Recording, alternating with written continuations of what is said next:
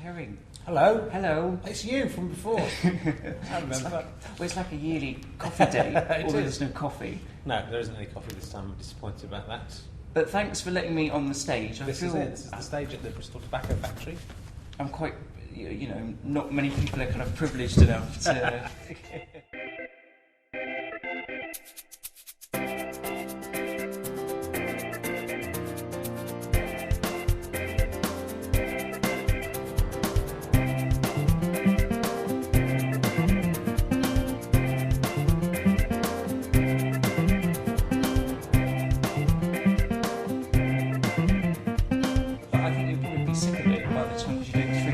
Three, but I love this. Is always such a fun gig to do because it feels like a homecoming gig. But the audiences are really great here, and I always get enough people in. So we're going to get something like 900 people in over the course of these 3 gigs. So that's very exciting for me, and they're usually fantastic gigs. But it's kind of weird because here, Bristol, 900 people. Because I read your blog, obviously. Some of the places. It's kind of a weird fluctuating... It is, and this tour, I mean, I think everyone's been finding it a little bit. This tour's been very unpredictable. I think I've probably come out about even on last year. Usually I've gone up a bit each year with my audiences, but a lot of people have gone down this year. I think a lot of the middle range comedians, people are choosing to go out and see like a big name off the telly in a stadium, and that's their day out, and so they're not doing so many little gigs. But yeah, some places... but this has always been the way. I mean, 10 years ago, I'd get 30 people nearly everywhere, sometimes get 100 people, so it's built up by touring for 10 years, and getting slightly bigger tours, and it's just built up person by person, by word of mouth, and so, now sometimes I get, the top sort of about 500, I was in London, I was doing about 550 seats, which I did twice, that's about the high level, and sort of thing I'll go at Nottingham, but sometimes I've had higher than that. But yeah, some places this time, like Birmingham, I usually sell out easily, and it was about 50, 100 down. But now other places, Belfast, I've never done a big venue in Belfast, but I had 400 people in Belfast, so it's quite unpredictable. But yeah, I was in Luton and I had 60 people. I'm in Great Torrington next week. I think I sold 40 tickets so far. So it's it's a bit unpredictable. But I like it because you have to get shut up out there. Stop talking so loudly, Giles. Is it Giles? Put me off. Can you go and just ask whoever that's talking to just not be talking, because I think it might get picked up. You can use that as me get flying off the handle. What the fuck is going on? People talking. I'm being interviewed here. Fucking hell.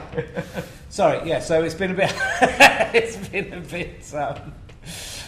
a bit unpredictable, but I like that, and I like the fact that I have to adapt the show to different environments. So like I did Bridge End, which is a tiny little room, almost about it's bigger than this stage, but not much bigger than this stage, in a little room above a pub, and but really enthusiastic 70 people in there. And then the next day I went and did Shrewsbury in front of 400 people on a big stage, and it's kind of interesting to have to adapt the show and the performance. So I the more I do this, the more I kind of feel lucky. I know it's sort of weird that I'm not more successful. Mm-hmm. I'd quite like to get 500 people everywhere I go, because that would be nice for my bank balance, and also it's really fun performing to 500 people or lots of people. But if you're a big star, you'll never get to really experience what it's like performing to 70 people, and you could still go and do a 70-seat venue for a big star, but there'd be still too much excitement about it, because it'd be like, oh, it's Peter Kay and 70-seat, but there's actually something really exciting about playing the small venues as well. Sometimes when it's a big theatre and not many people there, it feels a bit disparaging, but I think because I've done over the years, when we toured with Lee and Herring, we played 1,000-seater venues, and we often had 50 people in there or 100 people.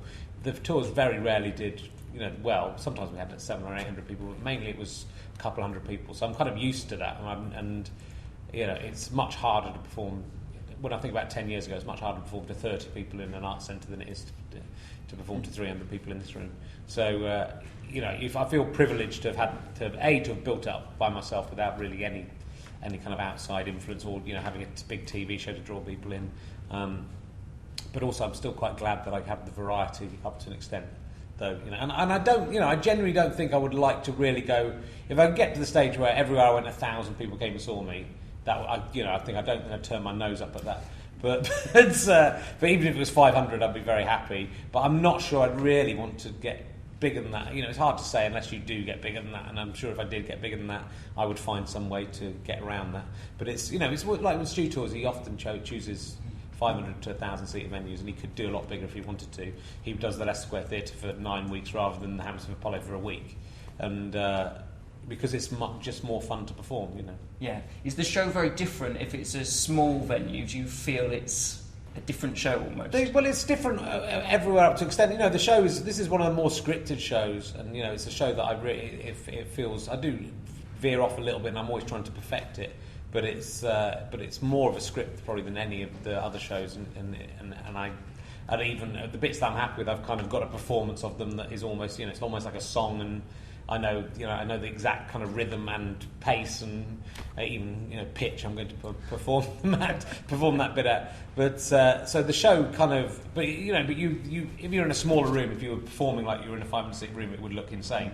So it can often be a bit more intimate, and it's nice to go and do the comedy clubs because then suddenly it just does become a little bit more relaxed, and I will mess around a bit more with it, and funny things can happen. You can see people a bit more. When you're in a comedy club and people are right around you, it's different than being in a big theatre where sometimes they're 10 feet away from you to begin with, so you can't even really engage with them. So it's nice to just have that variety, I think, is what I'm trying to say. And it's sort of, I feel like I'm trying to justify my mediocrity in terms of, but the longer I go on, the more I sort of think, actually, I think I might be have completely lucked out here, because I make a living doing this, and it's a nice living, and it's hard, hard work to earn, but it's not that hard work, and I don't have to put up with being recognised everywhere I go, and and I'm not in the tabloid newspapers. People just, sort of Sarah Millican's kind of had, like, who's a fantastic comedian and a lovely person, is getting kind of those sort of articles where people start discussing her finances or her personal life, and you just think, would I want to have that? And and it's not a pleasant thing. So kind of to be a little secret that the people who come and see you really like you, and if they see you in the street, they'll go, "Oh, hello," and it'll be really nice. I think that might be the luckiest place to be as a comedian, and it still forces me to come up. I say, I am doing an old show this year, but it forces you to keep coming up with new ideas and improve and get better. And you're I guess what I've realised, and when I did talk up 10 years ago, when 30 people were coming and see me, my head would drop sometimes, and I would just motor through to the end. If people weren't really getting into it, and now I think I'm much more professional, and I did that about 200, 300 times the other, because I toured it for a couple of years, so it did get kind of wearing. But now I kind of think, well, I've got to try and if I've got a difficult audience or I've got a quiet audience, I've got to try and grab them, because every performance is sort of vital, because if I can get the 30 people to really love it, if next year they come back with a friend, that's 60 people, and that's how this is built, this is how this has worked. And so there are towns that I see as banger towns, which Bristol is one of them. But then, so Cardiff, I would say that as well, and Cardiff was a bit down this year, and Birmingham was a bit down this year. So it's, it's just, it's hard to judge. But I guess as long as it, and so you're always in a place where you're having to think, right, well, what's the trade-off? Because it would be nice to, it'd be nice to go, well, I'm just going to do what I want to do. But sometimes, you've got to, I can't keep doing these shows if the audiences did go down. If they went back to the levels they were at 10 years ago, I wouldn't. I'd probably have to stop doing this. So you have to kind of work out. You can't say, well, I'm never going to do any TV, or I'm never going to do this. I'm just going to do. You've got to kind of get the balance going. And for someone like Stu, for example, who obviously we'll come to quite a lot. His TV show has just put him in a place where now he's he's completely secure. Though I'm not sure he's entirely happy with everyone who. He fakes it a little bit, but I'm not sure he's entirely happy with everyone who comes, because he wants to be that kind of that niche thing that everyone that doesn't get the people who are just coming because I think I've seen him on TV, let's go and see him, and then when they see him talking for 90 minutes, I can't see how that would happen with Stu, because his TV show is a fairly good representation of what he does, except that it's 30 minutes long, I suppose. But it does feel like a constant fight against his public image. Yeah. Well, it's difficult because he based himself on being a niche thing, and then if he becomes massively successful, he has to find a way to get through that. Which he has shown that there is a big audience out there for that kind of humour, which is a great thing, and is an encouragement for all the people like him. A lot of the people that he puts on his TV, his Comedy Central show. So, it's good to know it's out there. But it's also good to know that you can do it without doing a TV show, and if you keep pushing away and keep working, But it means you just have to, you have to be very professional and enjoy, and find a way through of enjoying every show. Because, and also you never know, there might be one person in an audience who will go, hey, come to America and do this or whatever. I don't really want to go to America, but whatever. There might be one person who go, hey, come and do my festival, come and do this. So your relationship with this show now, because you've done it, you did it 10 years ago, and now you've kind of done this whole tour in Edinburgh and everything. Yeah. Are you just sick of it? Or? I'm not sick of it. I was really sick of it 9 years ago when I was touring for 2 years. I got really fed up with it. But I think it is just this. Now I see a show as a constantly evolving and improving thing, and it's not like the script necessarily. You might have kind of pretty much nailed the script. I'll still find new jokes, and even since I recorded the DVD, I've managed to put 5 or 6 new jokes in the last 2 or 3 weeks.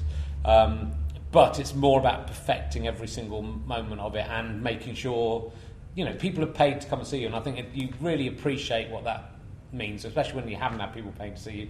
But they've chosen to come and see me. It's their night out. It might be their one night out a week or a month. I've got to give a good show. And it's, if there aren't any people in, it's not the fault of the people. If there are only 30 people in, it's not the fault of the 30 people. In fact, those 30 people are all that's saving you from talking to yourself in a room about cocks, which would be a terrible thing. So, you've got to do, I feel like a responsibility and a sort of professionalism towards them, but also towards myself in terms of finding the best way to do it. So if I've got a joke that isn't quite catching, or even if it is, you just think, well, what will happen if I slightly slow down, or if I there's just tiny little things that there was a joke for ages that worked when I first did it 10 years ago about I'd like saying he's on Prozac, which can give you erectile dysfunction. I thought the stuff was supposed to cheer me up. And for the first half of this tour, I just couldn't really get that to get the same kind of laugh as it got 10 years ago. And I thought, is it because Prozac isn't as popular, as well known now, or was it kind of... And then I just found a way to do it that made it really work, and it's hardly any different than I was doing it. And I can't, if I stop and think about it, I can't really even explain it to you, because it's not... I get to that bit every night and I think, am I going to do it in the right manner? Because I'm not quite sure what it is, but it does come out naturally. And it's just a slight little intonation at the end of the sentence. So, and I'm really fascinated, it's really boring, but I'm really fascinated by... I've just found, if you can get real clarity in your speech, I've found like just hitting certain consonants will make something fun. One night it won't get a laugh. I mean, the word cock is a very good example. Ending with a K in is pretty good, but... if you kind of hit the k sound at the end of cock, that can, and if the difference between cock and cock can make a massive difference. So seriously, so you sort of find this, and I think that, I'm always striving for the perfect possible performance, which I will never get, because even if I hit everything as I want to hit it, there's still a way to improve it. So I haven't got bored of it, and there's, I think the thing is, you become. I've got so many other things to do, and I want to get on with some writing, and it takes you away from that, and it takes you away from home. Mm-hmm. So you start to think, it'd be nice when I can get home and do some writing and spend some time with my wife. But then I'm straight into doing the next show when I finish this, so it's not going to be much of a respite from that. But so I really like this show, and recently when I finish the show, I sort of feel a bit sad that I'm leaving it behind, as well as a bit fearful that the next show can't possibly be as good, but I've always experienced that, so that's hopefully quite a good sign. But I haven't got really anything for the next show, which is now. I'm looking at my watch, but that's no good. It's mid-May, and well, you've got a title. Yeah, I've got a title, and I've got some ideas, but I don't have any jokes. I don't have any. I don't have a routine. Usually by this stage I might have in my head, I've got a brilliant idea for a routine that we can explore. But I'll just do, I'll do the new show 60 times before Edinburgh, and hopefully it will evolve into. So when does that start? When does that? Pretty much straight away. I'll finish this tour on the 2nd or 3rd of June, and then I think my first gig is the 4th or 5th of June. So that first gig's going to be pretty ropey. Interesting. Yeah, but I found I used to only do 7 or 8 previews, and they were nearly all, like when I did Hercules Terrace. I didn't even finish, because it was a sort of stunt show. I was doing 12 different things, and some of them hadn't even really finished until the 1st of August. So I was doing these shows, and I would get to about the 6th task, and my slot was up. I had to just walk out, and I was reading a lot of it. And now, in the more recent years, I've suddenly, I think having done the podcast, but also having done a lot more stand-up, I can go and talk for an hour about what I'm going to be doing, and often just find the funny that way. And I find you get a lot more done on stage than you would if you sat down tight, with a piece of paper or whatever. You just say, well, you obviously need to go, well, I've got this idea, let's see where I can go with it, I've got this story. I think, especially with What Is Love Anyway, it was the last show I obviously wrote in this way. You just start telling a story, and interestingly, I told the Julia Sawalha story in What Is Love Anyway came about because I wanted to talk about the spirit guide thing. That there was this idea there was a spirit guide that had got us together, and that was the story I was trying to tell. And then one night I just went, there was this kind of like weird thing when she obviously had talked about in Fist of Fun, and then she saw Fist of Fun with my dad, and that became a much better story than there was still the other bit in there, but that just kind of came out on stage, and I don't think I would have necessarily thought of telling it if I just sort of sat down and written the show. And then you tell that story through 3 or 4 nights in a row, and suddenly you've pretty much worked out where everything has to go, and then you can play around with it until the end of the tour. And then it's dead. But you get into Edinburgh with a show. Edinburgh isn't the time to be doing that.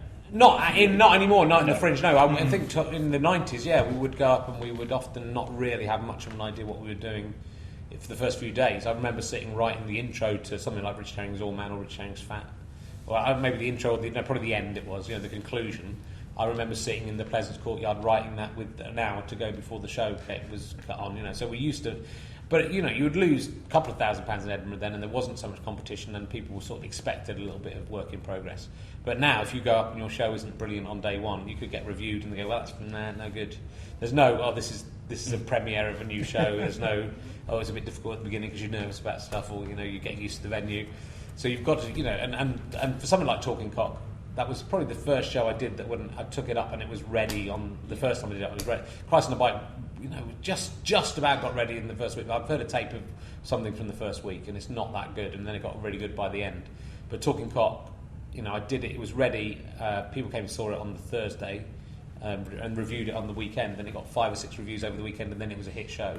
And that's the way it has to be. And even for me, still rely on word of mouth and reviews in Edinburgh, and I'm doing bigger venues now, so I don't sell out beforehand, so I need to make sure the show's good right at the beginning, so those people who get the 2-for-1 tickets or the cheap tickets at the beginning will go and see that was great, rather than I went to see that and it was shit.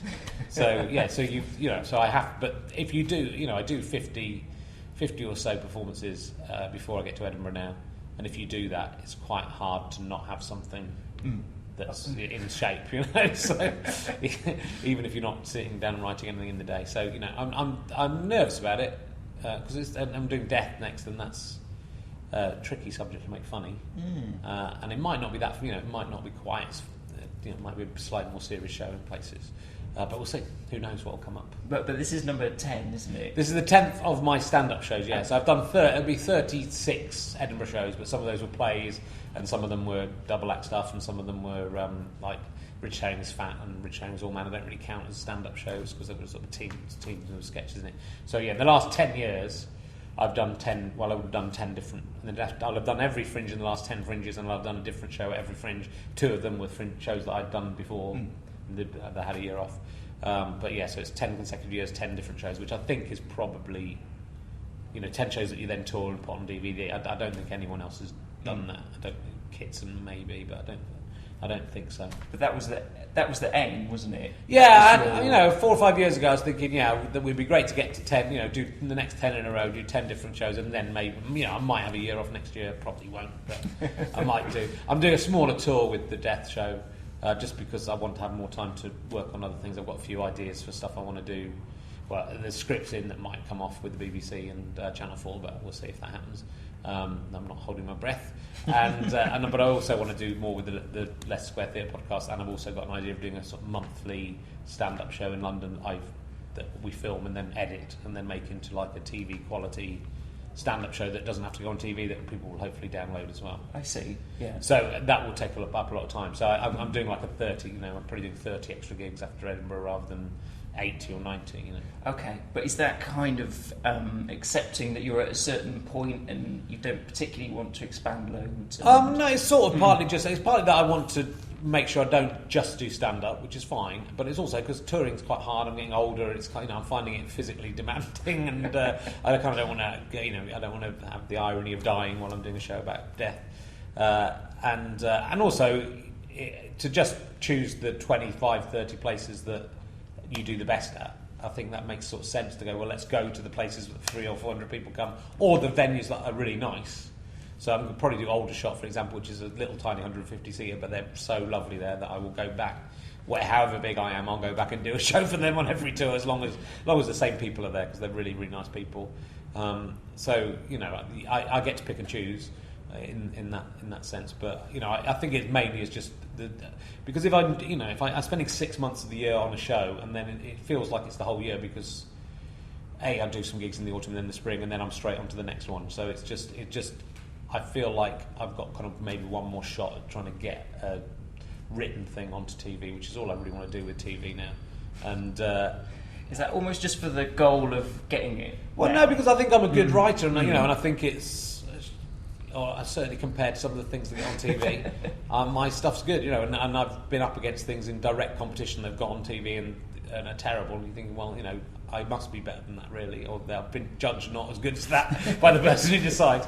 But I think I think that's one of my skills. I think writing is one of my, I'm good at it, and I'm very happy in the next 10 or 15 years to switch over to concentrating more on writing than performing. I don't want to give up performing, but it'd be nice to say, well, I'll spend a year writing a sitcom that I'll get paid reasonably well for, and and hopefully do a good job at. So, and I don't really have, I've always, and I think that's part of the reason that I'm a bit hard to pin down, even within my stand-up shows. They're very different styles really each year, and I don't have the exact same persona. There's a running theme, but I change my outlook and stuff. But I'd quite like to master as many different areas of comedy as I can. I'm not sort of snobby about it and go, only this kind of comedy is good comedy. I think all kinds of comedy are interesting to me, and and I'd like to be as good as many of them as I can be. If I could do observational comedy, I wouldn't mind doing observational comedy. I'd make a few observations in my comedy, but I don't think it's not my favourite kind of comedy. But I don't disparage it, because I sort of think, well, you could do a brilliant observational comedy show if you could come up with the right observations. It's just making sure you steer away from stuff that other people have done. Doing a show about the penis is on paper the worst possible idea you could do. You go, well, everyone's got jokes about penises, and everyone, it's an obvious thing you do with a show. So to do a show about penises that is hopefully a bit more original and interesting and surprising is a bigger challenge than going, well, I'm going to do something, like play myself at snooker on something weird and esoteric, which I'm very happy to do that as well. So I'm very happy to do those. I love that kind of someone like Yoggurt stuff I was doing, this extended kind of difficult to get comedy. But I also like I like when I think in Talking Cop there's a few there's broader humour in amongst the other stuff, and I don't think it makes it work. I think your comedy's about surprise, and so to throw in a useless pun or even a good pun in the middle of something where you're not expecting me to do puns, I think is funny, because and if it's a good pun, that's fantastic, and so I'm very happy to have a broad palette of what I do. So that's both in stand-up and in writing. So I'd be happy to write a kids TV show, I'd be happy to write a sort of family sitcom, I'd be happy to write a darker sort of stranger sitcom or comedy drama, and I feel I'm good enough to do it, and it sort of annoys me. And I'm in a stage that's sort of, again, enviable to a lot of people, in that people commission me to write scripts and pay me to write scripts, and then they'll just go, nah, there, here's your money. Here's some money. So thanks for the money, which will keep me going for a couple of months. But I'd love to get the things on, because I think I've got interesting things to write about, and I'm getting older, and it's sort of feel I don't want to be. Well, I'd like to be a writer in my 60s, but I would like to sort of have a thing that was a recognisable hit TV show. But I don't think I have to be at the centre of that myself. I'm not. Again, if the right thing came up, I might be in it. But doing stand-up really scratches that itch for me of performing. And when I was between Lee and Herring and coming back to stand-up, basically I was writing for Al Murray, Time Gentlemen Please, and I wasn't really, and writing to Talking Cop book, I wasn't really doing much performance, and I think that frustrated me.